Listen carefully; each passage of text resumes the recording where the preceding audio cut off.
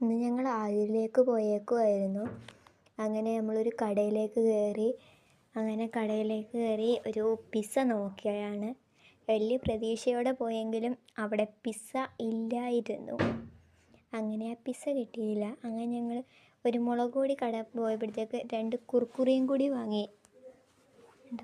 2 കുർക്കുറിയും കൂടി ഞങ്ങൾ വാങ്ങിയായിരുന്നു. എൻ്റെ വെള്ളമൊക്കെ ഉണ്ട്. അത് കഴിഞ്ഞിട്ട് ഞങ്ങളൊരു ഷാർജ വാങ്ങി. ഷാർജ കുടിച്ച് ഞങ്ങൾ രണ്ടുപേരും കൂടി ദീറ്റി ബേക്കറിയിൽ പോയി ഷാർജ കുടിച്ചു.